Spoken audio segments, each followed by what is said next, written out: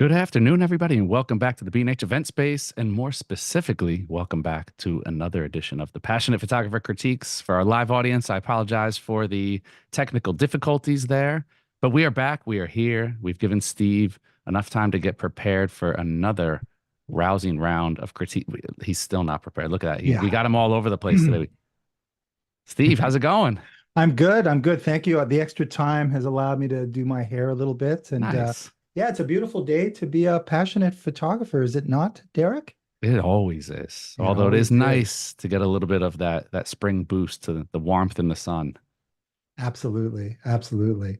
Well, listen, we can dive in. Sorry again, we're a little bit late, but we're here now.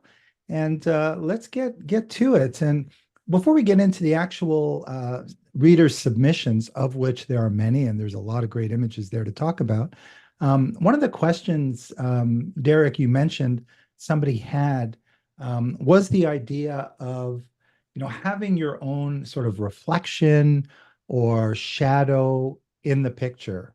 And it was an interesting question because it happens all the time, depending on the time of day you're shooting or depending what you're shooting. Oftentimes, I'm struggling to get my ugly face outside of the image. I don't want that reflection in the window.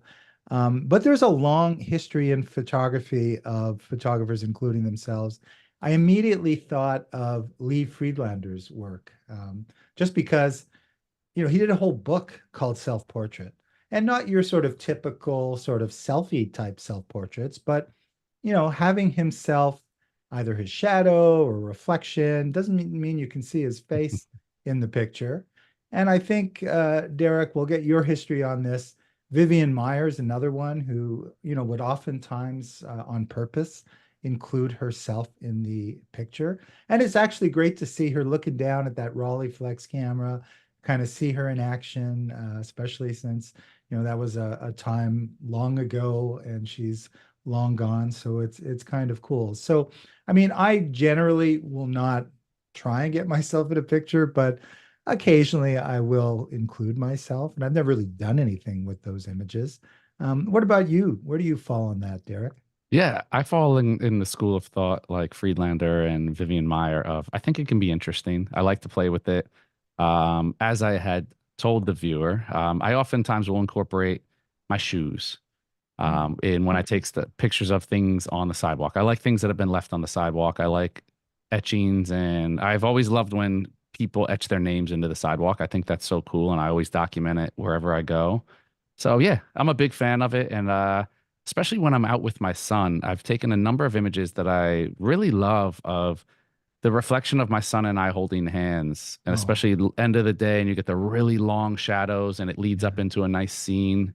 And I've amassed a collection of images of my son and I's reflections when out gallivanting together. Oh, that's wonderful. That's wonderful.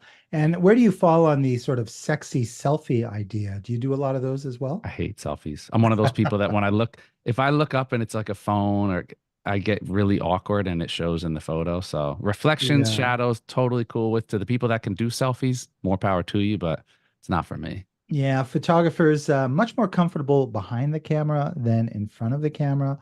But we can do a whole show on that. But let's get right to some of the readers' photos, just because there's a lot of them. We never get to them all, and there's a lot of really great ones. So I thought this time, oftentimes I'll group them together, but this time I thought I would show some of the variety of images that we get right off the top. And we'll start with this sort of complicated, speaking of reflections, image where maybe the photographer is in the picture, but it's not overly clear that he or she is. I don't think so, although there is a person with a camera, which is not surprising if you take the Staten Island ferry, which I believe this is, in New York City. But it's kind of fun, right? There's a lot going on in this photo. And again, like I always talk about the chess pieces, there's a lot of sort of information in here. And the more you kind of look at this image, the more you discover. But I think what's most important is kind of, where is the central focus of this image?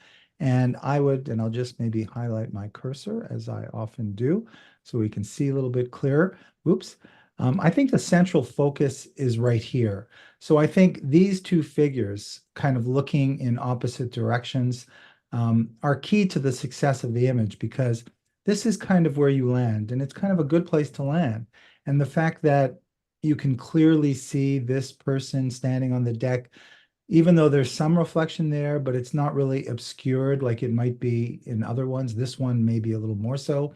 But again, this is more of a secondary figure compared to this guy, even though he takes up more image real estate. But yeah, there's a lot going on here. I think it's very well composed, using the light and reflections and the moment captured in a way that, to me, makes this picture successful.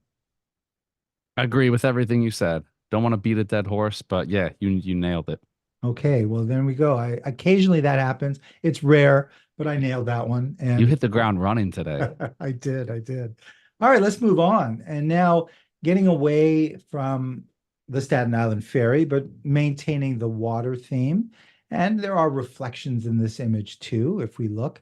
But again, I think that this image, like so many of the ones that we kind of laud about, have to do with both composition, of course, light, and then the moment that the picture was taken.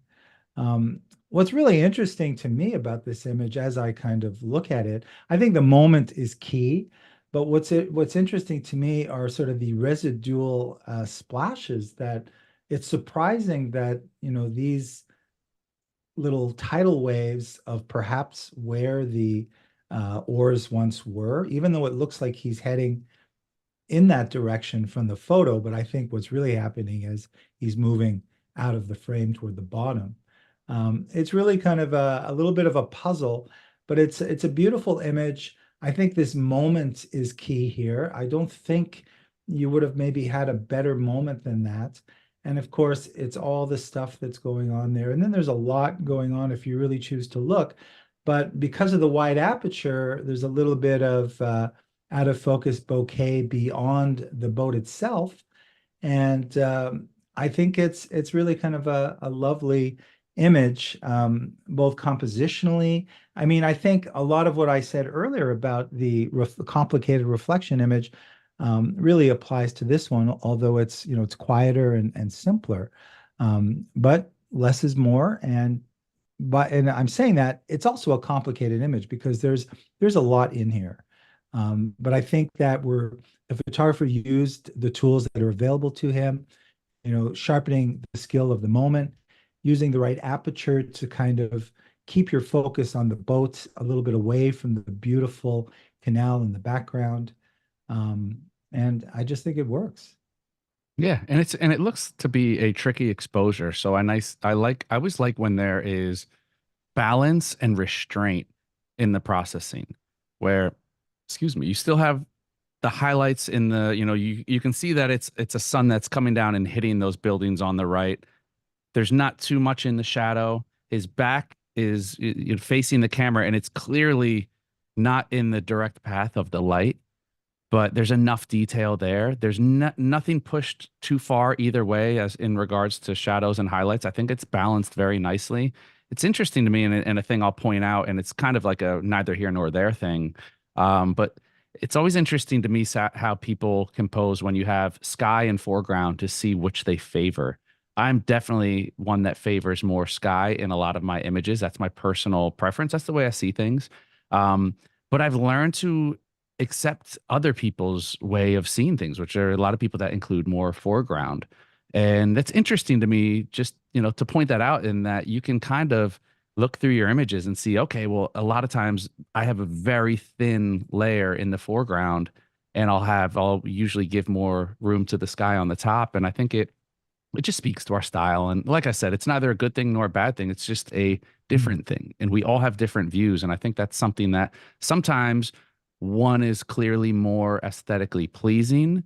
One lays into the composition better. In this case, I think everything's nice. And I think this is a case where, the way I would normally see this, and if I took out, if I chopped an inch off of the bottom, it might not leave enough room. I like the breathing room on the bottom. I like how this is one of those compositions where everything just fits nicely. It's framed up nicely. So great frame. Yeah, and further to what you said, I mean, oftentimes when we look at images that have a horizon in them, um, there's usually kind of a more interesting side. Sometimes it's the foreground, sometimes it's the sky and the clouds. And I think, cutting the image in half generally, and again, I say generally because there are no rules and sometimes it just works, but oftentimes it makes sense to sort of cut one or the other. So here, obviously, the sky is pretty cloudless and there's not a lot of detail, but it's all about the water and the boat. So I think it was a very, very good decision to maintain that extra room at the bottom. Again, being sort of micro, maybe just another little sliver here. Do you see the way this little pipe is cleared by the edge of the sky there? I could see just a little bit more of the sky, so we see it's not cutting the building there, but that's a Mhm. very, very minor point. Yeah. Let's move on. So now we have this image of the elephant. So we're, going from kind of a complicated street slash boat shot to a more landscapey, urban, Italian canal boat shot to kind of a wildlife image of this beautiful beast, which is the elephant. And it's a pretty straightforward shot. There's not a lot getting in the way of the viewer sort of confronting this magnificent creature. It's a face off, face to face. It works really well. As often we talk, the idea of seeing if we can, maybe make the image a little more dramatic in terms of, selecting the subject, for example, maybe taking the background down so that the subject really sort of pops out a little more without going kind of too crazy. But it works. I think the moment kind of works. I mean, is there a better moment? It looks slightly awkward. You can see the animal's top foot on the left is kind of up. It's not maybe, the full stride or whatever.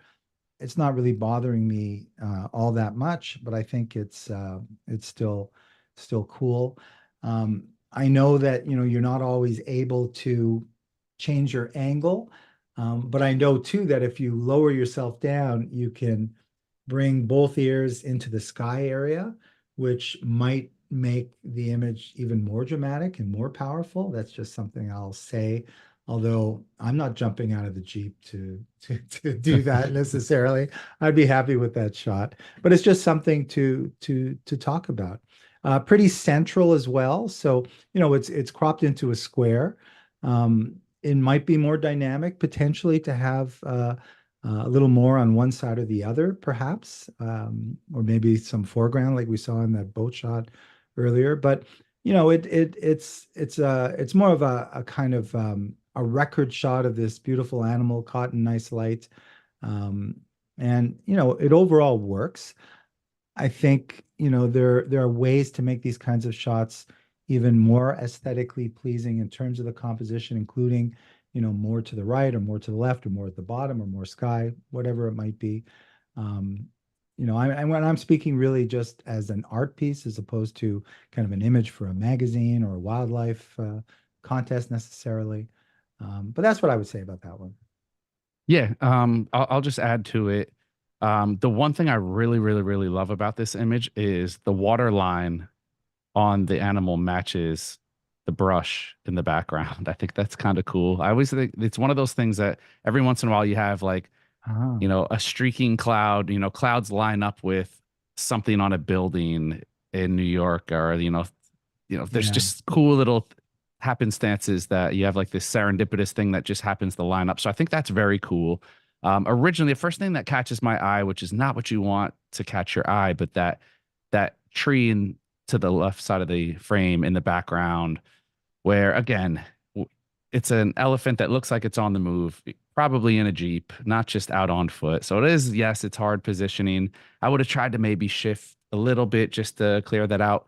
Being that this is a fine art print, for me, this would be like a fine art type of print.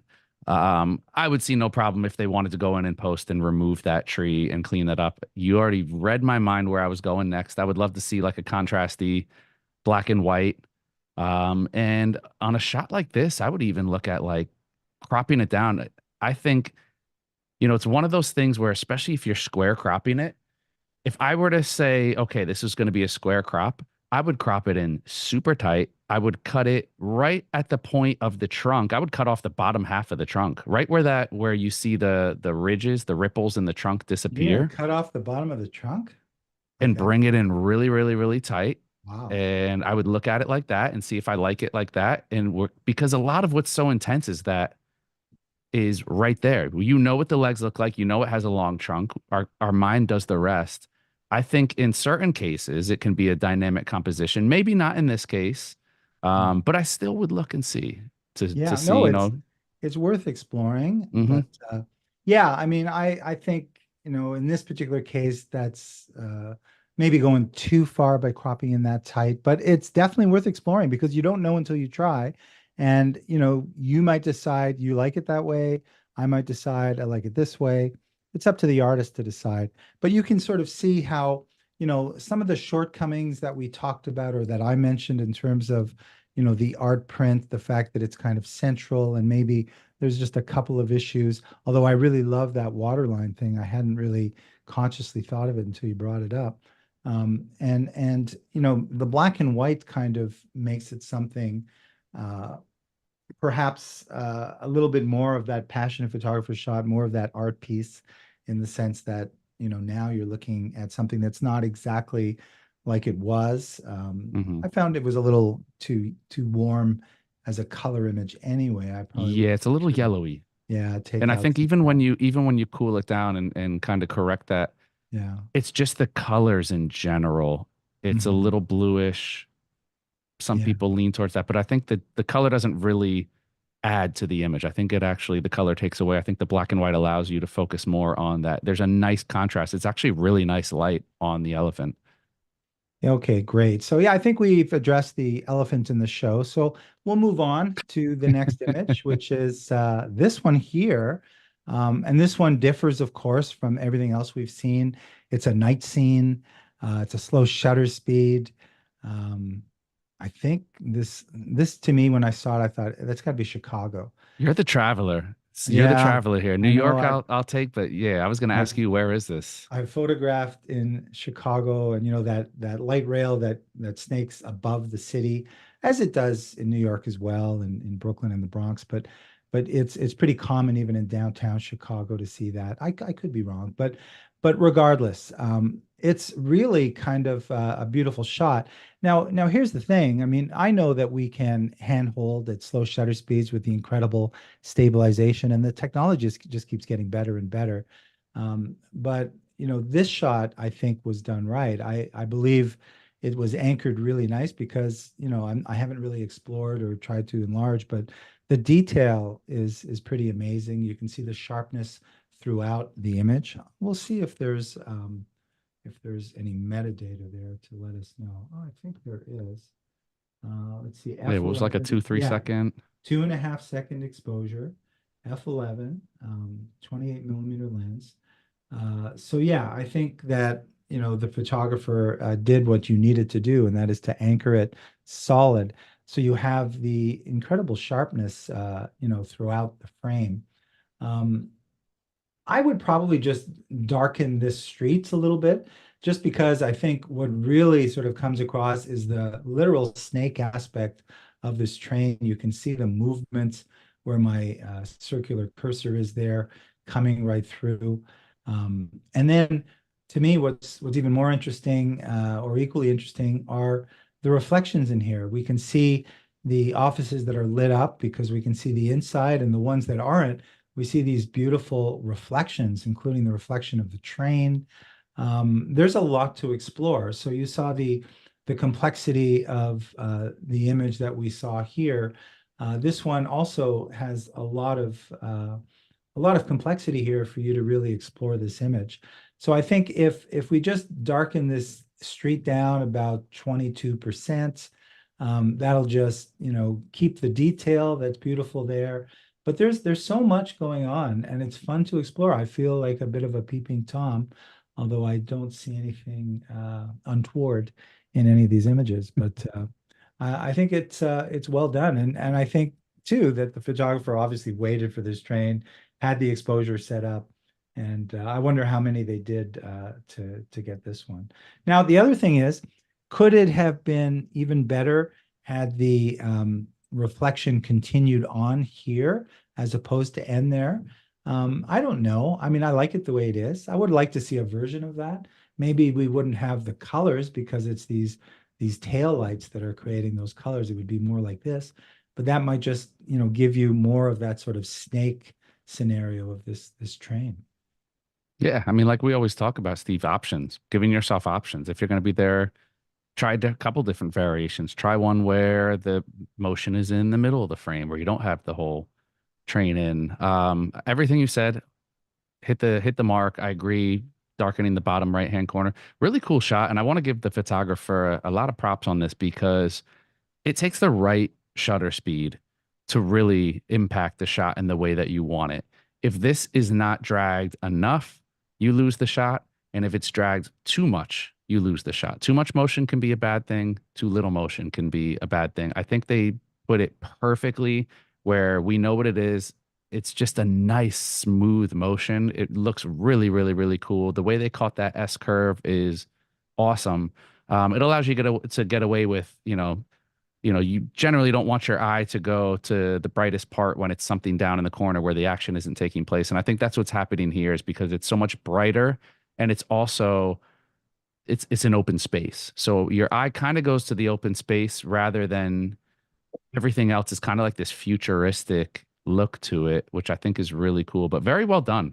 Only other small little detail I'll point out is just on the edge. I probably would have just cropped that left edge in a little bit just because it shows you still have a little bit of bowing out there. So you kind of have that raw edge on the left there, but that's a very, very, very, I'm being nitpicky and I'm really reaching on that one. But Yeah. as we just had a comment come in, yes, transform to make absolute vertical lines parallel. Yes, exactly that. Yeah. I always look, I like to see everything, unless it's intentionally supposed to be bowed out. I like everything usually straight, especially on the edges when you have lines on the edges. The more lines are in an image, the more your eye and brain are going to be affected by whether the lines are straight, whether they're crooked, whether they're pulled out or in. Yeah, two very complex images that we've seen here. Oops, let me just get out of this. That I think really work pretty well. I don't know why it's not. I wanted to bring them up together, but it's not happening. Oh well. Yeah, I really like that image. So now let's move on to another image here that again is very different from everything we've seen, and it's a close up, and it's a close up in black and white. And I know that when we get images like this, we often comment on the merit of isolating details. And when it comes to people or animals, to see details of their body can be very storytelling and interesting. And certainly an image like this, to me, tells a story. You can see what looks like a man's hand, and it looks like maybe not necessarily a kid, but someone who's been doing this a very long time. Maybe not moisturizing as much as they should. But that's what gives this image its character and storytelling qualities that you can see, that these hands, are getting dirty. And if you're dealing in the world of animals or horses or farming, it can be very storytelling. And even the out of focus bouquet, it looks like, what looks to me in my kind of imagination is kind of an old leather type jacket. And it looks like maybe there's tattoos on the arm that continues up a little bit, which also gives more sort of storytelling information when you see an image like this. And then there's the composition. I love that thumb very purposely there. I love the curve of the hands, the sort of squished knuckles in this area. But then, of course, this circular area, there's a lot of curves and circles. And I think this image is easy to land on. And I think it communicates a lot when you see a detail like this, including the sort of kind of Brillo pad brush of whatever this animal might be, or maybe it's not an animal, maybe it's a basket of sorts. I'm not really sure, but I like it, and I think the bokeh, the fact that it's kind of a telephoto lens, is very dramatic to let this thumb pop and then see what's going on there. So yeah, that's what I would say about this one. Yeah, I agree with all of that. It's maybe a little too crunchy for me with the post processing. I think sometimes when we have a detail shot and we have, because it looks like that it's nice and sharp and in focus, which is great. And that's the time when you want to just really kind of massage it a little bit and not overdrive it. We've talked in past weeks about when an image slightly misses the mark on sharpness, and some people have that urge to sharpen it or clarify it, use the clarity tool to take an image that's a little soft and sharpen it. And it all it does is accentuates the softness of it even more, and kind of takes something that you missed and makes it even more egregious. But on a sharp image, a naturally sharp image, sometimes we do have that urge like, okay, it's sharp, it's in focus, nailed the focus, there's a nice depth of field there. Let's enhance it a little bit. But you have to kind of be a little soft-handed on it sometimes, because what happens is in the area in the back of the fabric of the cowboy or ranch hand, it's supposed to be very soft. You're not supposed to have as much definition in the contrast there. The focus is there. They nailed it. It's perfect. This is a great shot. I love the detail oriented nature of it. I love the different textures. I love that they cropped it in, but it's I want a little more fall off. I don't want as much detail in what's going on in the background. I want my eye to really be sucked into that loop, the hand, the fingernails, how the hand is kind of just like crunched up there, the hair, the rope, the detail on the rope. I think it's all great stuff. So I would just a little pull back a little bit. It looks like it might have been sharpened or clarity added a little bit too much for my personal taste. Again, everybody's entitled to their opinion, but that's just what jumps out to me. Yeah, I think oftentimes my instinct when I first get that image is to bring up that clarity, play with some of the sharpness tools in Lightroom, maybe go a little too far and then come back just to sort of bring out the strength of the photo. But yeah, these are decisions that ultimately are really kind of important when it comes to the final letting loose that image out into the world. So we've got three images coming up that kind of feel familiar, or not so much familiar. They feel like that maybe it could be the same photographer, but there is something going on in all three of these kind of urban shots, and that's a close proximity to the subject, kind of a simplicity in terms of where you land and what the subject of the image is, and also a complexity in the composition, and just sort of a feel of spontaneity that happens in these images. So let's start with this one. Looks to be the boardwalk in where do you when you go past Coney Island, where Brighton Beach. Brighton Beach. Yeah, that's what I think this might be. Or maybe it's in the other direction because those are new type apartments. Regardless, I thought, really well done. It looks as though, maybe there's a flash involved. I don't know. There's a great little sort of sparkle in the eye. Um, Regardless, the light is great. The color is very vibrant and bright. That red is ever present. But I think the red, both in the beautiful this beautiful kerchief here, and the very sort of saturated red here, having these little red coats in the background, really I think help to, in some ways, balance this very bright red that in normal circumstances would maybe be too much. But I think just having these two little grains of red here really kind of help for whatever reason. And I'm not even sure why. The moment is very interesting. This kid making literal eye contact, not both eyes, but just one eye. And the beautiful expression of the woman who is, holding the stroller. And then all the little details, the keys, the rings, the coat, beautiful expression. The angle, I think, is really interesting to have her up against the sky there. This pole doesn't really bother me so much at all. Having the bird peeking out there, the other bird here, the micro composition. It's a great moment. I love the perspective probably more than anything and the proximity to the subjects, which I think makes it so great. The one thing I will say, yeah, red is such a very difficult color to navigate, especially a bright red when you have it in bright light. So a tip out there, an unsolicited tip, I must say, for those of you out there who are including very, very, very bright reds in your images, it's a an image like this is a great opportunity to get familiar with the color mixer tool.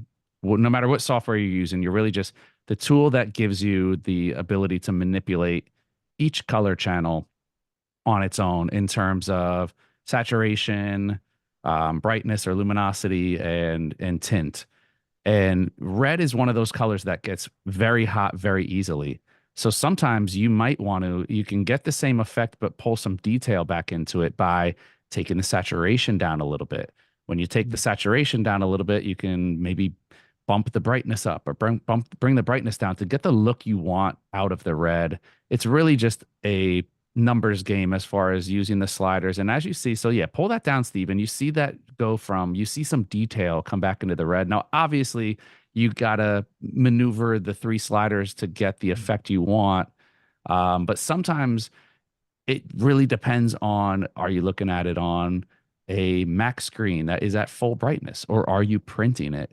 Because it's very easy to have red kind of bleed out and lose detail in it. So not to say that this is either correct or incorrect with how the red is here. I think it's a very rich saturated red, but it all depends on, you know, what screen we're looking at it on, what screen Steve has it up on. That's something that will depend on the medium. Like I said, if you're printing, you're gonna want to be extra conscious of that because you don't want to take that beautiful red and have it just bleed out and lose detail.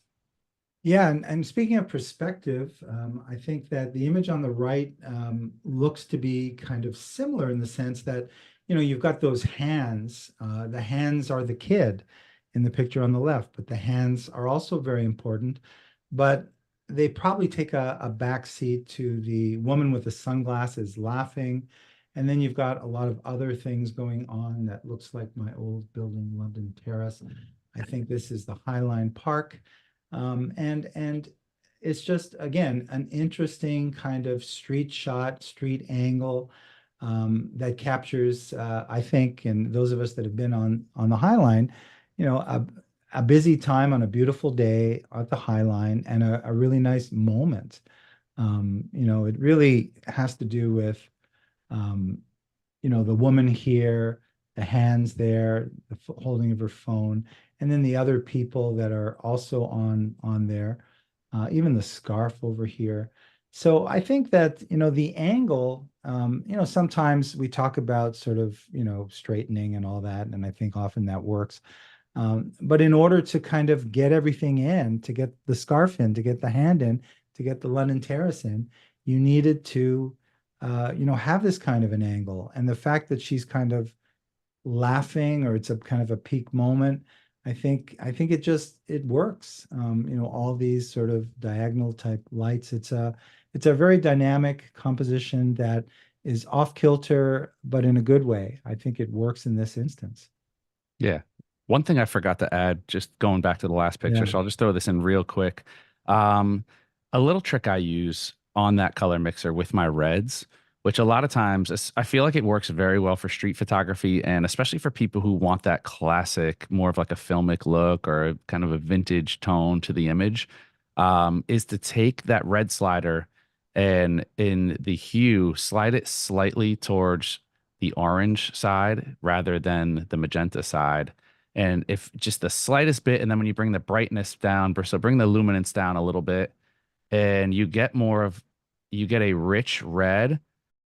It's more like how film, a film Mm. stock would handle a red rather than that, that punchy, more magenta red. But little thing that I do sometimes that can really create a nice balance with the blues. Sometimes with the blues also, if you tint the blue a little bit more towards the cyan rather than the purple, just a slight bit, it'll give you like a nice kind of washed out sky look. And again, it's season to taste. That's one thing that I found when playing with colors, especially when you have the red and the sky blue, they usually play very well together. But moving on Mhm. to the other image, again, everything you said there, you know what, a thing that I really like is the restraint in not cropping this way down. Mm. I like we've talked about how we can use these vertical framing, having like that off kilter look to kind of fit everything in. And I think that adds a nice touch when, you have some Dutch angles that don't really work. This one works so great. I love the breathing room in it because it's dark colors. Everyone's looking away. There's nothing else that draws my attention. That face is so perfectly radiant and that smile draws you in that it's just such a great moment. It's framed nicely. Um, and again, this is a moment that's in the moment as it should be. Beautiful capture, nice colors, and I think it's really just all about the gesture and all about the expression here. So well done. Yeah, very much so. And moving on again, talking about sort of vibrant colors and really kind of interesting compositions. I think this one works as well. Again, you've got, I think the main star of this image is that gentleman's reflection on the boat and the beautiful color and the red is very dynamic. And you've got the sort of supporting actress on the bench doing a selfie there. But it's really nice. I think that again, we talked about getting yourself in. Sometimes we do, but getting other people in terms of reflections and shadows can be very powerful. And I think, again, when it comes to, shadows or silhouettes, if you will, what's most important oftentimes is to have detail, to have the right angle. Because if he was not facing this way, he might just be a bit of a blob. But the fact that you can see a profile, to me, makes this picture so much better. If he was looking in a slightly different direction and he was just sort of a circle kind of thing, it wouldn't be as effective. Now, it'd be nice if maybe more of his hands were a little more detailed, but because you've got this is the most important part. So for me, this area here is really kind of important. And, if anything, maybe, bring up a little bit of the shadow area just because the woman that's on the bench is really kind of dark. So maybe we see her a little bit, and maybe we could selectively, fix the color on her, or maybe tone down the redness on her, just so that she's very much differentiated from the background there. But really, I like this shot. I like it a lot. Yeah, I'm just gonna log off. You're saying everything I'm thinking today. So I have I to should let add you go something. first then. I mean, I know No, it's, no, this is your show. yeah, I know, but I'm the still, Robin to your Batman. yeah. So I'll Mm, add my one little 1 cent of information here. You know, I'm a sucker for things that place images in time. The no e-cig or vape sign is a beautiful detail. I am so glad that it's left in what little of it, or, even it doesn't have to be the whole thing. It's enough to show what it is. I think that's so cool. That's the little details that make images age super well and really appreciate in value with time because who smokes cigarettes anymore? The young generation, it's e-cigs, it's vapes. Maybe one day that sign will say no vapes, no joints. Who knows? yeah. I mean, it's true. I'd never seen that sign before. I know that, people still smoke. I was recently in Europe. Sadly, I think I see more smokers there than I do here, but they're vaping and e-cigging and all that kind of stuff. Yeah, I've never seen that before. So that's kind of a modern sign that's been put up in these last couple of years. And you're right. It's a detail that is not lost on the viewer and gives it a sense of time. This is a more recent shot. It's not one dug up from the file. Yeah. So speaking of color and just all these great colors, we're coming off a lot of beautiful, vibrant reds, and now we're looking at this scene kind of after sunset. And again, you've got these kids playing at the pier. And I think that, much of what I said in terms of shadows, where there is no detail, and it's just pure black on both the machinery in the background and the kids in the pier in the foreground, it really is dependent on being able to see those shapes in a way that immediately um, you understand exactly what you're seeing. And I think that it's very hard for all four of them to be in that exact position, but I think it's working in the sense that we definitely know and we can see that they're young people just from the shadows or just from the fact, even there's absolutely zero detail on the actual figures. Just from the outlines and the shapes, you can tell that these are not, full-grown people. They're youngish kids, probably under 18, I would guess. And then you've got the beautiful color going on. Then you have the question of, is there a crop? I think the crop is really nice. If anything, I might come in just a little bit more. But I appreciate, though, the fact that you have the aspect ratio. So I wouldn't really touch that. I wouldn't really, if that's the original aspect ratio or if it fits all the others, I think it works really well. I think the moment is almost, the moment is great. Is it perfect? I don't know what perfect is when it comes to this moment. It's a little bit, you can't have all four of them necessarily being in that perfect scenario. That's what we're always trying for. So that's why when we're critiquing, we're always sort of saying, okay, well, maybe the elephant's foot was just not quite where you want it. Maybe his foot is kind of interestingly up like that. I don't know why or what's going on, but moment is key, and that's why I got to shoot a lot to especially with these kinds of shots to get the right configuration of silhouettes, the right angle of the silhouettes, and because you have four moving at the same time, it's even more difficult to be able to put it all together. But I think the photographer here put it all together in a good way. Yeah, I agree. It's really all about the shapes of the silhouettes. If you get the wrong shapes or if it's too, if someone's standing with their feet together and their arms at their side, it can be a little weird. I think it's that motion. The guy with his foot up is really cool. The guy in the front kneeling down is cool. It's that the gesturing there. Um, One thing, it's like shots like these are tricky when you're shooting a shoreline, looking at the shoreline. Shorelines aren't necessarily even, as we know. Man-made structures you can line up. So like the cranes in the back, the whatever, is the towers in the back. So there's like a little bit of this, can't tell if it's like, is my chair uneven?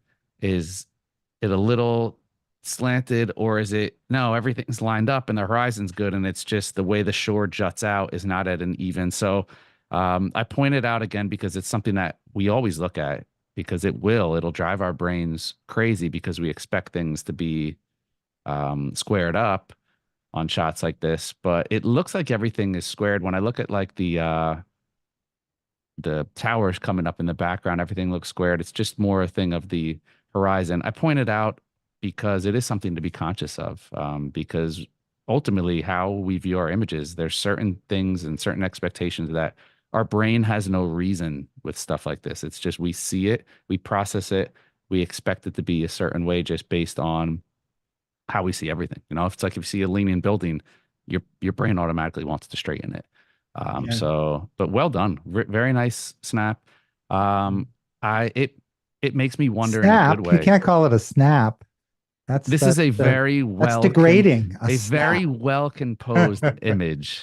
Okay. I'm trying to use a variety I of know you're a cool terminology guy. here. You got the different adjectives I got to going. keep my street cred. No, I it's know. a very, very, very beautifully composed image. It makes me want to know more because I don't know where this is. I don't know what's in the background. Sometimes I'll always love information, but I do like a well seen mystery that makes me kind of wonder Yeah. where it is and what's taking place. And I want my kid playing here. I mean, it looks a very industrial area. It's dangerous. It's water. These are young guys, but it really, there's a stand by me component to this image in terms of Yeah, definitely. what you see when you get it. Um, color. We're talking about color, so let's move on to this one.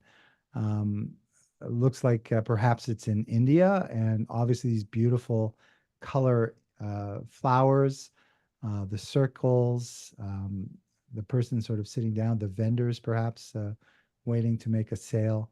I think that there's a lot to like. The angle's kind of interesting, shooting from high above. Um, but and I say but just because there's the colors here of the yellow and the orange, and then we have this kind of empty basket in the foreground here. And because of the lightness of this area here, I think it kind of is stealing away down. I think could be a good idea. And then the question of um, these humans here, how do you deal with this? I love this. I love the fact that the garland is raised here and it's above her. I think that this is a nice image, but I can't help but think that in a situation like this, with so much going on, that maybe there's something even stronger to be had. And that is, I'm not saying that this angle could be improved necessarily. It's just that we have all these aspects of, the color and the flowers and the textures and the people. So, I think that oftentimes, particularly when coming from images that really kind of are finished in terms of the story, this one still has some potential to be stronger. And I know that's vague, probably unfair, but I'm thinking, okay, maybe we see some of them, or maybe we, isolate, the hands in the flowers. And I just think that this is a very visually rich environment, and the image is good, but it's not as good as I think it could be. So a little unfair to say that, but that was just my instinct that said that. I'll let you carry on, and you can speak to what you like or love or don't like about Yeah, this. I love the cultural the way they captured this. It's a cultural thing, India. It looks like it's marigolds that they're stringing together and making that flower garland, popular wedding decoration. I think there's stories to be told here, and I would love to see, again, we're not there. I can say all this stuff and it doesn't really matter because the photographer is the only person that knows what they were able to get, what they had options as far as vantage point. But yeah, I would want to see. I think it's a little troublesome for me to see the heads cut off because one thing that doesn't change is no, even with the photographer's perspective, tilting the camera up cuts out the bottom inch and a half of this frame that you don't really need. All that newspaper there doesn't, it's just dead space. And I want to see the expression of the guy sitting down. I want to see the guy who is on the left with like that yellow stripe. It looks like a cool style. I like to Mhm. see the styles of, the people who are in the frame. And if it's another country, if it's another culture, that tells something about dress. We look at images and what's one of the things we see all the time from older images. Yeah, and I Excuse me. think, something like this, perhaps, there's a close up in here like this that could be aesthetically and beautifully Yes. kind of perfect. I think sometimes an image like this with so much potential can be a little frustrating because it's very hard to kind of make it all come together. It's like shooting in Times Hmm. Square, getting a great shot of Times Square with so much in there that in essence it's kind of diluted in a way, to make that aesthetically pleasing image. So that's all I'm really saying about Yeah. that. It's not that I don't like it, because I do. All right, There's always improvements that can yeah, be no, made. exactly, exactly. Now we're moving to a different time of year, a different place, and it's a winter scene. And of course, in New York, as in so many places, the snow is just a powerful storytelling palette that's available to us as photographers. And that's why I know a lot of photographers that as soon as it snows, if they're not lazy like I, they get out there, they put on their boots and go out and shoot because everything's different, everything's transformed. And I think this image, captures a lot of that. We've got sort of the colors and the American flag, and because the snow is stopped in the air all over it, the little sort of salt flakes of snow, dotting the entire image. And then the moment of this guy pushing the slush away, I think that moment is good. The dance, as I've often heard it, it's a very kind of a dance kind of move here. Plie, I think it's called. I'm not really sure. I'm not a ballet dancer like Derek. But yeah, it's atmosphere and capturing going out in the atmosphere, I think is really good. I think too, though, that the color, because sometimes the light, allows all the colors to kind of provide the power that they give. And the hat is a pretty powerful color. I might want to subdue that particular color a little bit, maybe some of the other. Oftentimes it's the is the reducing of the saturation, or maintaining the skin tones, getting the vibrance down a little bit. That can really just add to the atmosphere of a color shot. Bring in the saw lighter a little bit more. I think it's nice. Yeah, the colors immediately where I went on this one. In this one for me, black and white snap. I mean, I can't use that word anymore, Steve. Now you got me self-conscious. No, you could Black and white use it. image. I Yeah. just think that transforms it completely. The color for me was distracting. It wasn't harmonious. I'm a big color theory person, as you guys hear me talk about ad nauseum.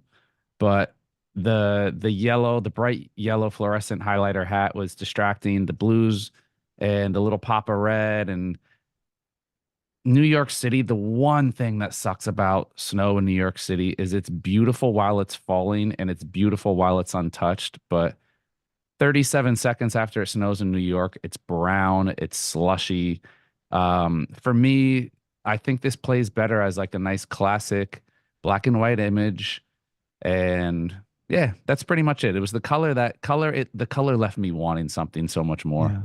And it really does work beautifully in black and white. So I'm glad that you made that comment and we can see it in black and white. And just looking at the time, we'll end with a couple of images that I think are both very strong. They look like perhaps it's that same kind of photographer. The moment is beautiful. The composition is great and beautiful. The light is nice. The black and white decision works really well. Um, I love both these images, and I think that um, they both work. There's really not a lot I would say that there's no way I would improve it.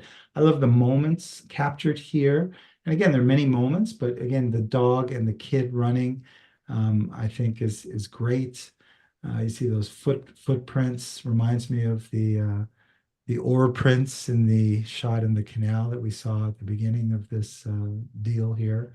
But it was a nice transition for Derek to mention, how black and white really helped. And here we don't have that decision because the photographer decided that, black and white is what these images are going to be, and that's what they are, and it works really nicely. I think both images provide stories that when I look at them, I'm sort of creating my own stories, and it's amazing. And that's the beauty of photography, the very literal depiction of what we're seeing, but more importantly, the kind of lyrical ideas and emotions that when I see them, I start, drifting into wherever it is that I go. But they're interesting places. They make me think, and that's the power of photography. Yeah, definitely. I agree with everything you said. I like, again, perspective is a lot. On the left, it's up above, and on the right, it's slightly lower. It looks like they were maybe bent down, kneeled down, and that perspective not only changes the standing of the surfer and makes them appear a little larger than life. It Mm. makes them pop up into the skyline and above the horizon. Like you had said earlier, Steve, with the elephant, where Mm. perspective can put those ears up into the sky. I think that Mhm. adds a cool effect, but it also affects the rising and falling of the coast, of the shoreline, of how you look at the water, especially on a black and white, the shapes of the water. The shadow is super cool here, the way it just flows over those rocks. This is someone who sees in black and white very, very, very well because they're looking at what they should be looking at in a black and white image. They're looking at composition, they're looking at how everything plays, how the shapes come in, the contrast is beautiful. These are beautifully processed. Even the stride, I think the stride is perfect there. It's like you have a little bit of space between the shadow and the foot, the heel coming off the ground. These are the little details that when we point them out, sometimes it feels a little nitpicky. But when you start to see them, and you can't see them without pointing them out in other people's work, without really looking at them in your own images. But once you start to see them and see the difference that even the slightest little nuances can make, um, gesture and position, stride, or do you have somebody, people look very awkward when you look at them walking from the side if you catch them at the point where they have a stork leg, where one leg is straight up and down and the other one has just a knee coming out and you kind of lose the foot. It's those little details that you might not realize how much they have an effect on how we view the image, but it can be a make or break between a really good image at the right moment and an image where you just missed it. Yeah, no question. Yeah, this was a great collection of images. We want to thank the viewers to keep sending them. We have, as you know, way more images than we get to each show, but we keep doing the shows. So, as long as they'll have me back and Derek is still Don't wanting to leave do us, this, Steve. we'll Don't leave continue. us. We'll continue on. Because I just can't quit this show. It's I love talking about photography, and I'm learning, not only from Derek and the images, but just being exposed to all these images is giving me ideas, and I hope that's the same for you guys. I mean, even if your image wasn't seen here today, you can be inspired because you can never really copy someone, but you can take what you like about something and find a way to make it your own. Thank you, Lassie, for sponsoring this and Photo Educate. We came back from a couple of great foreign trips, one in Tokyo and one in Milan. And we've got a couple of New York workshops coming up. So we're going to be here, with David Brommer at the UN next week. Looking forward to that. Never been to the UN inside for Nice. some reason. And the Mermaid Parade workshop, there's still a couple of spaces left. Are you going to be shooting the Mermaid Parade I, this I week? always forget about it, and I'm pretty sure it's when is it? I believe it's the 22nd of June or something like that. And I Um, want to say that's the last day that I coach oh Little my League. I'm goodness, a it's Little a League coach Saturday. now. I'm no longer a photographer. Oh So my goodness, good for you. That's you're great. gonna have to do it justice for me. Take lots of snaps. Yes, yes, yes, I will snap away for you. Um, yeah, I've always been one to, not even call it a picture, but call it a photograph. I'm sort of careful about my words because I do have, as you do, a reverence for photography, but maybe too much so. Maybe on a bit of a high horse. So when I hear snap or something like that, I find It's an insult. it's a little bit insulting to I got what to we're work on my. striving for, and that I is have to. no excuse. I was an English major. I have no excuse. I'm gonna have to pull out my thesaurus, dust it off, and Yeah, we'll come back exactly. next week with some more images to Yes. critique. Okay, that sounds good. Yeah, there's got to be more than images and photographs. We'll have to come up with some new, maybe invent our own There we go. adjective for. I'm not against picture necessarily, but anyway, we'll have this discussion off air and we'll come back next week There with we some go. new adjectives. So thank you guys. Thank you, Derek. Thank you, B&H. Thank you, Danny. Thank you, everybody behind the scenes that are making this happen. We appreciate you. Likewise. Catch y'all next week.